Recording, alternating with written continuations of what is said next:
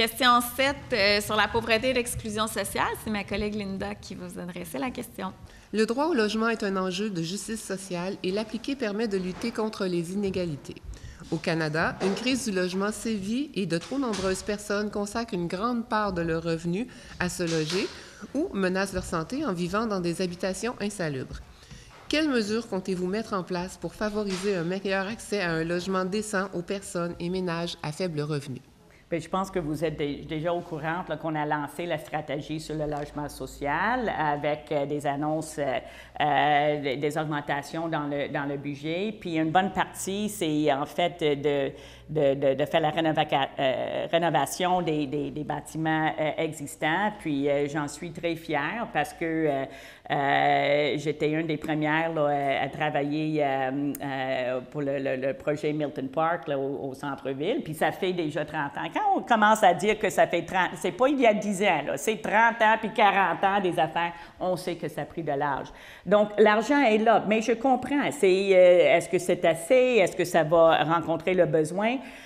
C'est pour ça que pour moi, l'autre côté de la solution, c'est la sécurité financière, justement. C'est de mettre plus d'argent dans les poches des gens parce que les gens sont mobiles, c'est pas nécessairement leur choix. Ils veulent avoir une certaine autonomie et je pense que c'est là que, oui, offrir et de s'assurer qu'il y a un logement social disponible pour les gens qui sont vulnérables. Ça, c'est surtout, pour moi, ça, c'est une priorité parce que c'est tous les services que l'encadrement qui est autour, qui est tellement important, là, qui donne cette qualité de vie.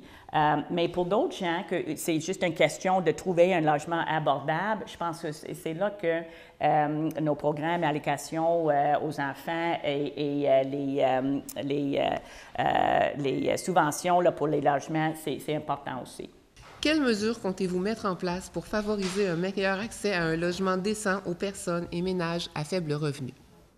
Oui, alors, bien, tantôt, je ne l'avais pas, là, mais la stratégie nationale sur le logement, moi, je trouve que ce n'est pas assez le montant d'argent qui a été octroyé.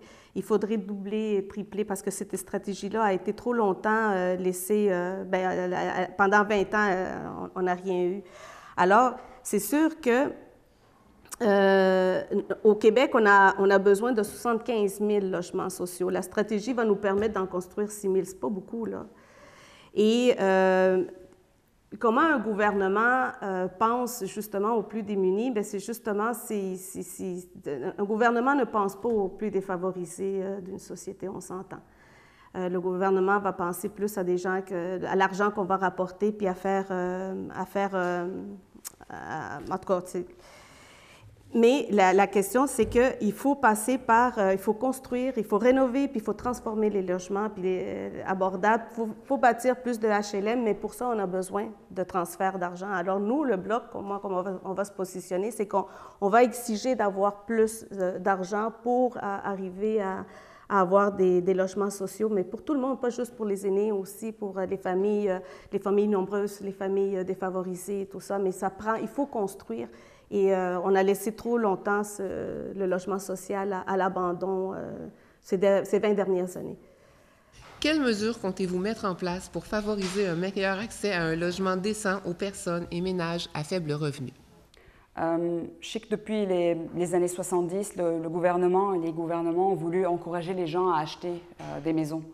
Là, on est rendu à une autre ère dans le temps. Les gens ne sont plus capables d'acheter les maisons.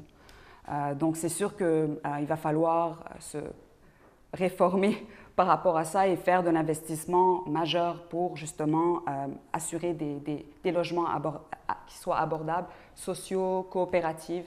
Ça fait partie de notre plateforme. Notre plan, c'est de faire des nouveaux logements, 25 000 par année, rénover 15 000 unités par année sur une période de 10 ans. Donc, je pense que c'est un de nos projets. Il y a également aussi, qu'est-ce que je suis désolée, je sais qu'il y a, concernant les logements, des tax incentives, on veut justement permettre à ceux qui ont des logements justement d'être favorisés ou d'avoir des dispenses au niveau fiscal pour justement les rendre locatifs à la place que ce soit utilisé pour Airbnb par exemple. Donc c'est une autre de nos politiques par rapport à ça. Mais pour les logements sociaux, comme je vous dis, on a vraiment l'intention de réinvestir là-dedans.